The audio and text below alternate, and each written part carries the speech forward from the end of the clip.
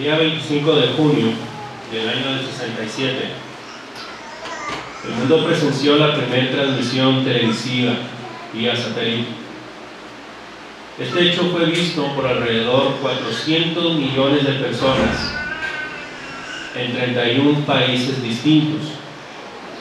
Dichos países tuvieron la oportunidad, de esos países estuvo México, tuvieron la oportunidad de mostrar en dicha transmisión algo llamativo, algo emblemático de sus naciones.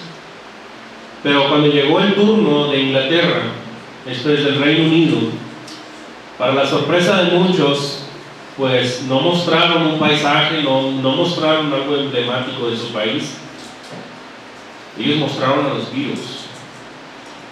Y precisamente cantaron una canción, All You Need Is Love, All You Need Is Love, la cual en ese momento se volvió en un hitazo. Dicha canción iba a impactar al mundo. Le iba a impactar porque iba a ser la frase lema del movimiento hippie de aquel tiempo. Se convirtió en su lema, y es que la canción gustó bastante. Y esta frase, All You Need Is Love, todo lo que necesitas es amor, pues conectó con muchas personas de aquel tiempo. La década de los 60, hermanos, fue una época muy convulsa. Había mucho, era un mundo agitado, un mundo alterado, y en donde se produjeron también muchos cambios en nuestro mundo occidental. Fue una época de protestas contra la Guerra Fría, protestas contra el materialismo, protestas sobre las estructuras sociales convencionales.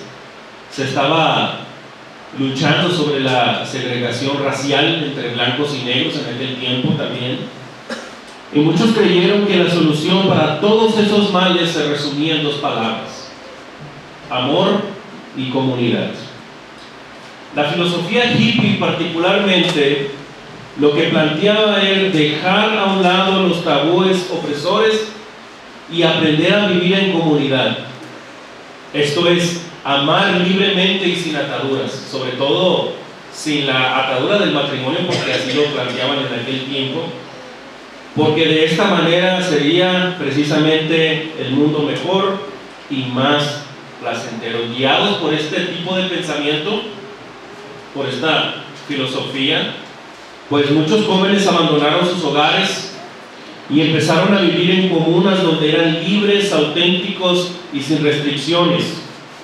Vivían con un mayor contacto con la naturaleza, practicaban el amor libre, experimentaban con drogas psicodélicas y trataban de borrar toda diferencia entre el hombre y la mujer. Por eso entre estas comunidades se practicaba mucho el homosexualismo, y sobre todo en aquel tiempo fue cuando se empezó a implementar la idea de que el hombre viviera con el pelo largo, porque querían regresar al antiguo Edén. Entonces, pero este experimento, como nosotros sabemos, este experimento falló, y fue tal grado el fallo que muchos quedaron marcados por esos excesos. Cuando nosotros analizamos el esquema de pensamiento de los hippies hacia el mundo occidental, pues pareciera como que hay algunas ideas acertadas, pero la verdad, hermanos, es que el remedio vino a ser peor que la enfermedad. Porque para vivir en paz y disfrutar una verdadera comunidad, la solución no es tan sencilla como una frase, con una canción. All you need is love. Todo lo que necesitas es amor, es lo que cantaban los Beatles. La verdad, hermanos, es que pertenecemos a una raza caída, dominada por el orgullo, dominada por el egoísmo, dos vicios que se oponen al verdadero amor. Y si no tratamos adecuadamente con los efectos del pecado, pensar en una comunidad que viva en paz y en comunidad viene a ser solamente un sueño o una utopía. En otras palabras, sin la obra redentora que Dios diseñó para tratar el problema del pecado, no puede existir una verdadera comunidad que practica la verdadera paz y el verdadero amor. Desgraciadamente, entre los mismos hijos de Dios existe división. Y la razón es porque el pecado todavía habita en nosotros. Todavía estamos batallando con eso, hermanos.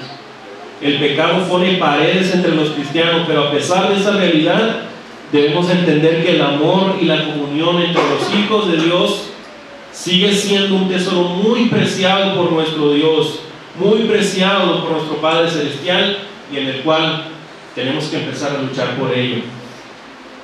Pocos pasajes en la Biblia hablan acerca de ese verdadero amor y de esa verdadera comunidad, de esos pasajes que describen tan hermosamente el deleite y el poder vivificante de la comunión verdadera. Uno de esos pasajes es el Salmo 133. Es un salmo que ya hemos analizado anteriormente, pero estoy seguro que el 80% de los hermanos no han escuchado este estudio.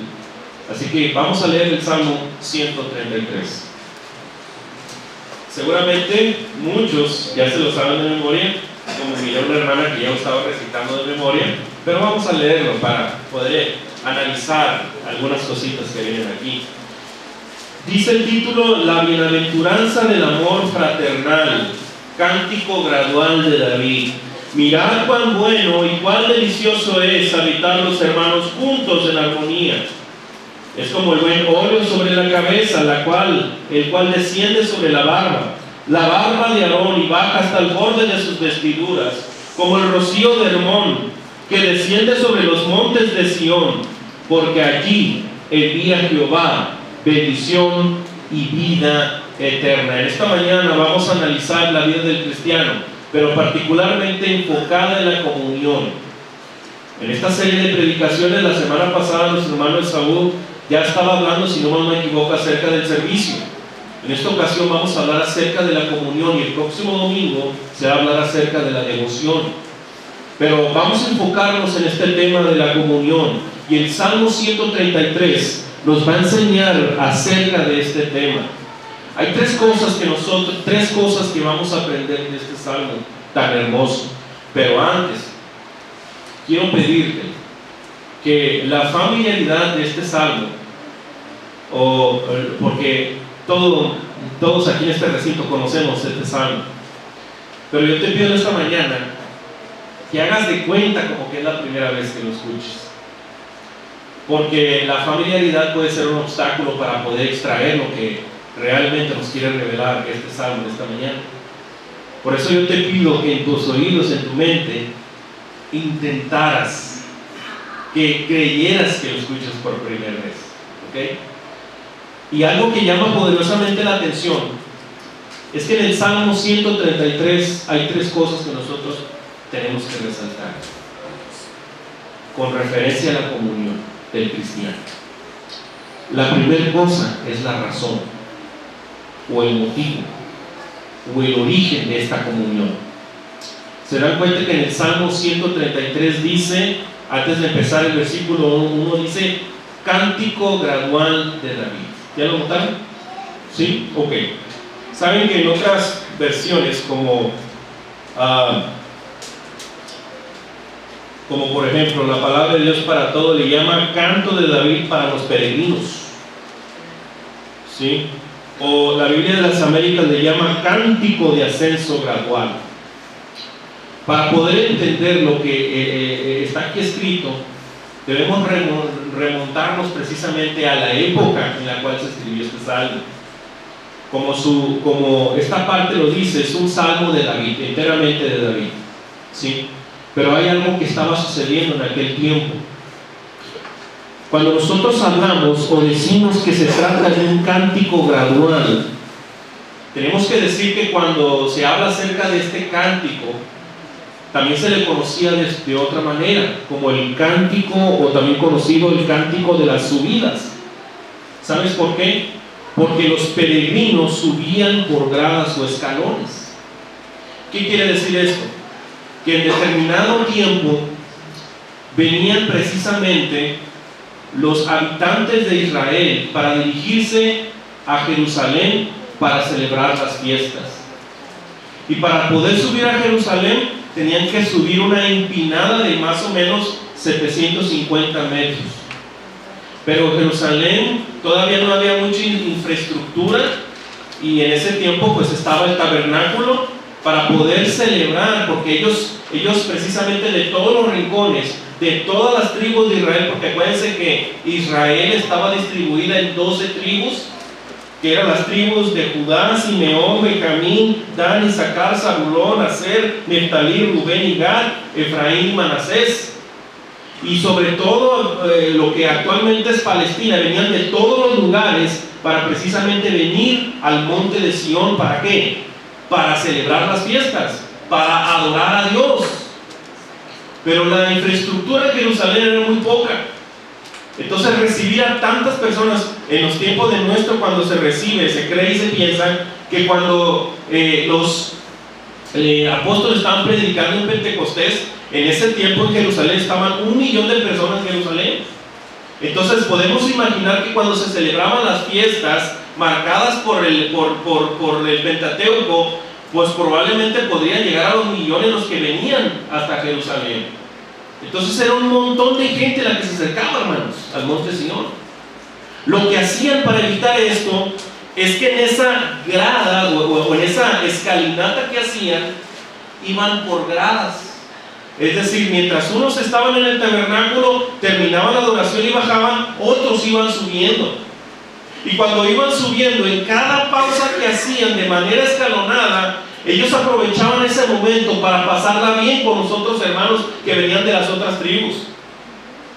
A lo mejor se ponían a comer, pero una de las cosas que hacían es que cantaban. Disfrutaban ese momento, porque iban juntamente a adorar a Dios. Por eso se le llama cántico gradual o de las subidas. Y no solamente eso, amados hermanos, este título se debe a que este salmo lo cantaban los peregrinos que subían a Jerusalén, como dijimos anteriormente. Fíjese lo que dice el Salmo 125. Vamos al Salmo 125, por favor.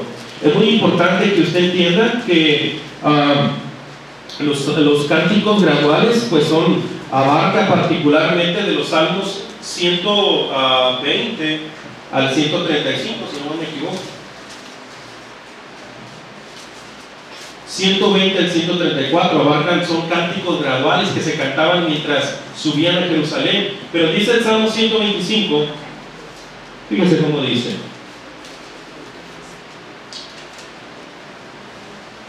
versículo 1 y 2. Los que confían en Jehová son como el monte de Sión, que no se mueve, sino que permanece para siempre.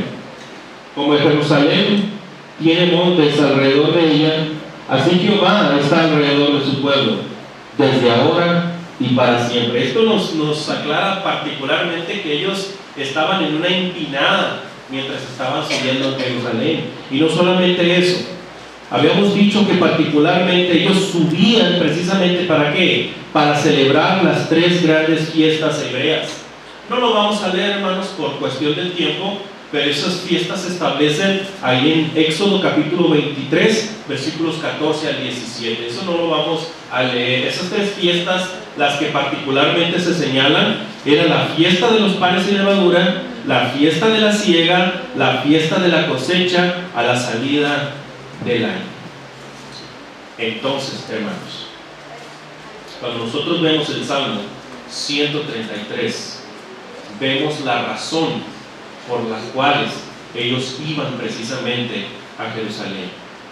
Y la razón es Dios. La razón es Dios. El primer propósito para la comunidad, el primer propósito para la comunión entre los cristianos debe de ser Dios. Y ese propósito debe de ser reflejado precisamente cuando nosotros vamos camino para adorar a nuestro Dios. Porque nosotros sabemos que en esta vida nosotros somos peregrinos. Nosotros somos pasajeros en esta vida. Estamos de paso. Porque nuestra morada está allá con el Padre Celestial. Y nosotros estamos camino a ellos. Pero mientras llega ese momento, nosotros estamos aquí, en este lugar, adorando a nuestro Dios, así como se hacía en aquel tiempo. Cantando, adorando a nuestro Dios. Por eso es muy importante, amados hermanos, que nosotros entendamos que cuando venimos aquí a este lugar, nosotros venimos a celebrar una fiesta. Esto debería ser una fiesta para nosotros, o es una fiesta para nosotros. Estamos celebrando la Pascua, estamos celebrando a Jesucristo por lo que hizo por nosotros, recordándolo precisamente en este primer día de la semana. Nosotros estamos en camino a la Jerusalén celestial, hermanos, así como se hacía en aquel tiempo. Y lo estamos haciendo gradualmente, hermanos, porque nuestro motivo, nuestra razón es Dios. Es Dios. Hay una segunda cosa que nosotros podemos ver. Acuérdense que el escritor es David, y David va a escribir en el Salmo 133 lo que está viendo. Versículo 1: mirad cuán bueno y cuán delicioso es habitar los hermanos juntos en armonía. Y fíjese que eso tiene unos signos de exclamación, porque no solamente es decir, mirad cuán bueno y cuán delicioso es, no, es mirad cuán bueno y cuán delicioso es. O sea, David lo estaba anunciando como una exclamación grande. Ahí nosotros estamos viendo en segundo lugar, la segunda cosa, el elogio que hay cuando los hermanos verdaderamente están en comunión. Mirad cuán bueno, dice, y cuán delicioso es, dice. Aquí David está exclamando, está llamando nuestra atención porque hay algo extraordinario que quiere mostrarnos. David quiere mostrarnos algo extraordinario que hay cuando los hermanos están en comunión.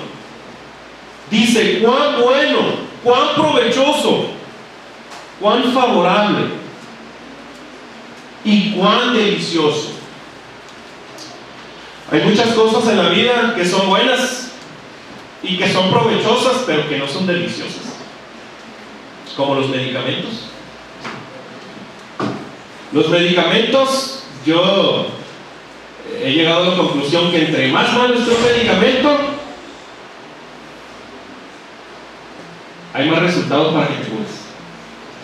Entre más malo está el medicamento, hay más beneficios. Pero por otro lado, hay cosas que son deliciosas o placenteras que no son provechosas.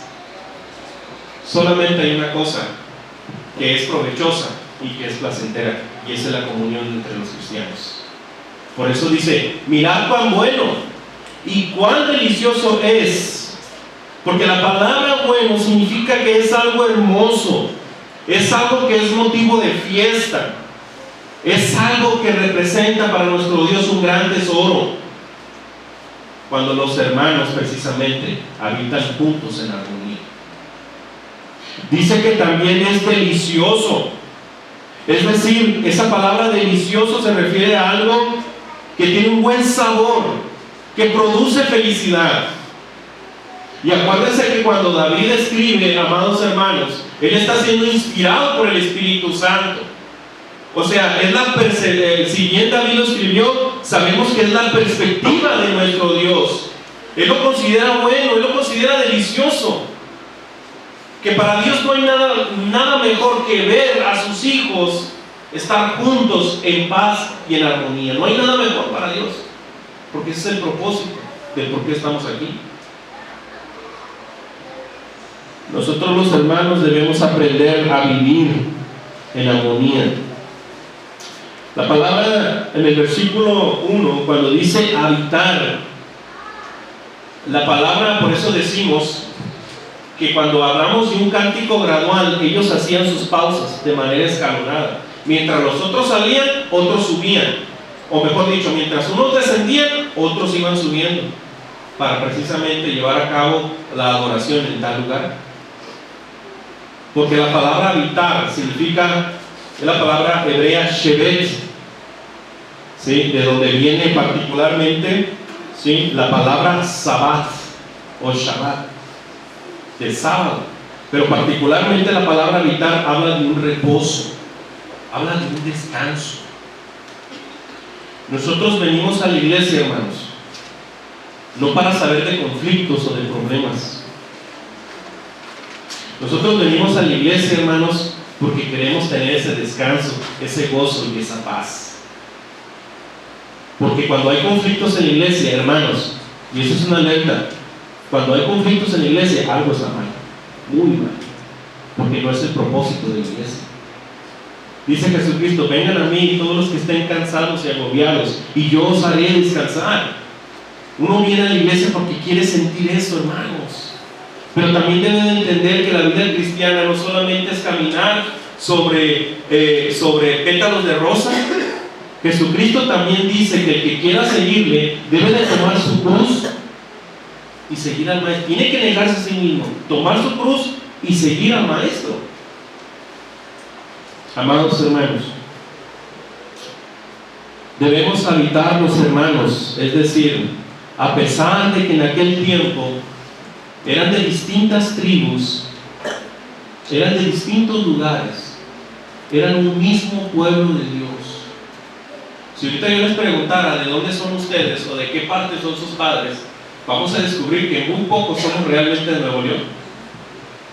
Yo soy de Baja California. Hay mucha gente aquí de San Luis, hay otros hermanos que vienen de Coahuila, hay otros hermanos que vienen de Tamaulipas, y así podemos seguir, hermanos. Pero sin embargo hay algo que nos une, y ese es precisamente nuestro Señor Jesucristo. Pertenecemos a un cuerpo, y un cuerpo que está vivo. Pertenecemos a un Señor al quien tenemos la esperanza de que va a regresar por segunda vez. Tenemos a un Señor, tenemos a un Padre, compartimos un mismo bautismo, hermanos, un mismo espíritu, tenemos más cosas en común que en contra. Por eso dice el Señor, por eso dice David, inspirado por el Espíritu Santo: mirad cuán bueno y cuán delicioso es habitar los hermanos juntos en armonía. La armonía es muy importante, hermanos. La armonía entre los cristianos es bien importante, porque cuando hay armonía significa que hay unidad, comunidad y asociación. Cuando hay armonía quiere decir que hay paz, concordia y entendimiento entre los hermanos. Hay equilibrio, proporción y sobre todo correspondencia. Amados hermanos, la armonía es muy importante entre los cristianos, porque demuestra que la iglesia, demuestra a la iglesia como un ejemplo positivo, porque nos ayuda a cooperar como un cuerpo de creyentes y porque renueva y revitaliza los ministerios en la iglesia. Vivir en armonía no significa que debamos estar de acuerdo en todo. Habrá tantas opiniones como notas en un acorde musical, pero estamos de acuerdo en nuestro propósito en la vida: trabajar juntos para Dios. Nuestra expresión externa de unidad y de comunidad debe de revelar nuestra unidad interna de propósito. Por eso, amados hermanos, Dios ve con gratos ojos cuando la hermandad hace el esfuerzo de estar unida. Hay una tercera cosa, y esto tiene que ver precisamente con el tercer y último elemento que vamos a ver en esta mañana, y es precisamente las figuras. Tenemos en primer lugar la razón, tenemos el elogio, pero hay dos figuras que David va a utilizar para representar esto. Versículo 2 y 3 dice, del Salmo 133: es como el buen óleo sobre la cabeza, el cual desciende sobre la barba de Aarón, y baja hasta el borde de sus vestiduras, como el rocío de Hermón que desciende sobre los montes de Sión, porque allí envía Jehová bendición y vida eterna. Aquí se utilizan dos figuras, hermanos, que a lo mejor para nosotros no signifique mucho, pero porque en aquel tiempo, si un judío de aquel tiempo lee esto, lo va a entender, pero nosotros no estamos muy familiarizados con estos conceptos. Por eso debemos de entender parte por parte qué está tratando de decir. Dice, en primer lugar, dice, es como el buen óleo sobre la cabeza. Ese buen óleo se refiere precisamente al aceite de oliva. Un aceite de oliva que precisamente, amados hermanos, se le ponía a los sumos sacerdotes. Recuerden que en aquel tiempo, para oficializar en la casa de Dios, había una corte sacerdotal que se encargaba de oficializar en el templo. Y de todos esos sacerdotes había uno que los encabezaba, y ese era el sumo sacerdote, que una vez al año podía entrar precisamente al lugar santísimo y podía presentar el perdón o los sacrificios ahí en el arca del pacto. En estos tiempos nuestro Señor Jesucristo es ese gran sumo sacerdote que intercede por nosotros en el lugar santísimo allá en el cielo. ¿Sí? Y muy importante decir, porque dice el versículo 2, es como el buen óleo sobre la cabeza, el cual desciende sobre la barba de Aarón. ¿Y por qué la barba de Aarón? Bueno, sigue diciendo el texto, y baja hasta el borde de sus vestiduras, porque el primer sumo sacerdote fue Aarón. Y cuando se le santificaba a un sumo sacerdote, se le santificaba o se le apartaba poniéndole ese buen óleo sobre la cabeza. Y ese buen óleo bajaba por su cabeza y por las barbas y pasaba particularmente por un cuadro que tenían aquí en el pecho. Ellos tenían varias partes de la vestimenta, cada cosa significaba algo, pero lo que llamaba la atención es que tenían un pectoral que tenía 12 piedras, y eso representaba el pueblo de Dios, las 12 tribus de Israel, y por ahí pasaba ese buen óleo, ese aceite, y dice que llegaba hasta el borde de sus vestiduras. Cuando se habla acerca del aceite, es una representación del Espíritu Santo. Es una representación clara del Espíritu Santo. Pero no solamente eso, dice el versículo 3. Versículo 3. Como el rocío del Hermón, dice, que desciende sobre los montes de Sión, porque allí envía Jehová bendición y vida eterna. Esta es la segunda figura que nosotros vemos. Dice, como el rocío. ¿Usted sabe qué es el rocío? El rocío es esa lluvecita precisamente que viene por la noche pasada y por la vaporización y todo eso. Pues de repente podemos ver en las mañanas que las plantas en sus hojitas tienen como unas gotitas. Ese es el rocío. Hay lugares donde el rocío es más abundante, ¿verdad? Como en las partes donde hay playa, etcétera, o algún lago. Pero dice el versículo 3, como el rocío de Hermón, porque acuérdense que la parte norte, ahí en la región de Dan, ¿sí? Ahí en el muy norte, en Israel, había un monte que se llamaba el Monte Hermón. Y en el Monte Hermón era uno de los, en esa zona, el monte más alto, inclusive que el pico se llenaba de nieve, de hielo. Entonces, como acuérdense que Palestina, Medio Oriente, es una zona cálida, pues en la noche, pues precisamente servía como bendición en la vaporización del agua, que las plantas de alrededor del Monte Hermón eran bendecidas por el rocío. Pero no solamente eso, que en el verano que se descongelaban esos hielos, pues precisamente alimentaban al río Jordán, porque ahí precisamente de ese monte es de donde empieza el río Jordán, que va a alimentar al mar de Galilea, y va a alimentar precisamente, iba a pasar por todo precisamente Palestina, que iba a ser de gran bendición. Por eso dice el versículo, que desciende sobre los montes de Sión. Esta es una referencia a Jerusalén, y dice, porque allí envía Jehová bendición y vida eterna. Pero la pregunta es,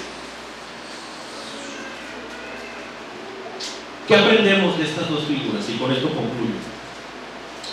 ¿Qué aprendemos de estas dos figuras? Primero, que la comunión que hay entre los cristianos es un regalo de Dios. Es un regalo de Dios, hermanos. Porque así como vemos cómo ese aceite baja, se le puso en la cabeza a Aarón y baja precisamente hasta el borde de sus vestiduras, lo que nos une a nosotros es ese espíritu. es Cristo mismo. Por eso, amados hermanos, debemos entender lo siguiente, ¿sí? Que como cristianos no debemos crear la unidad, estamos obligados a preservarla. Porque ¿qué nos une? Cristo. ¿Qué más nos une? Un bautismo, un mismo Espíritu, un mismo Señor, un mismo Padre. Lo que debemos hacer nosotros es preservar esa unidad, es cuidar la comunidad que hay entre los cristianos. Y no solamente eso, amados hermanos, que esa unidad desciende del mismo trono de Dios. Esa unidad es muy valiosa, hermanos. Es tan valiosa que tuvo un alto costo, que Cristo muriera en la cruz. En segundo lugar, hermanos, ¿qué aprendemos de estas dos figuras? Que la verdadera comunidad es algo que alcanza a todos por igual. Todos nosotros podemos disfrutar de esa comunión, hermanos. Hombre, mujer, alto, bajito. Es importante que entendamos lo que dice Gálatas 3:28. Gálatas 3:28 dice: ya no hay judío ni griego, no hay esclavo ni libre, no hay varón ni mujer, porque todos vosotros sois uno en Cristo Jesús. Hay una tercera cosa que aprendemos de este salmo, y es precisamente, amados hermanos, que la verdadera comunidad es refrescante y vivificante. Así debería ser. ¿Por qué? Porque así como del Hermón había mucha bendición, había mucho rocío, bueno, para nosotros debería ser refrescante y vivificante el hecho que nosotros estemos aquí. De repente, cuando hay reuniones, por ejemplo el viernes, parecía que ningún hermano quería irse. Tuvimos convivio aquí y ningún hermano parecía que se quería ir, ¿verdad? Y así pasa, hermanos, cuando venimos a la iglesia. A veces no nos queremos ir, aunque ya nos quieran cerrar la puerta. Pero la verdad es que debemos de sentir eso, hermanos, porque estamos en una familia que precisamente fue diseñada por Dios, y entender que precisamente nosotros estamos aquí camino precisamente al cielo. Así como en aquel tiempo, hermanos, iba el pueblo de Dios cantando esas alabanzas, así nosotros también estamos en este momento, amados hermanos. Dios ya hizo su parte, y lo único que debemos hacer nosotros es preservar esa unidad, preservar esa comunión, y sobre todo, amados hermanos, preguntarnos qué yo estoy dispuesto a hacer para la unidad de la iglesia. No estés esperando a ver qué la iglesia te puede dar. Mejor pregúntate qué puedo hacer yo por la iglesia, porque eso es algo muy importante para que mantengamos la unidad, la fraternidad y la comunión entre los hermanos. Dios les bendiga.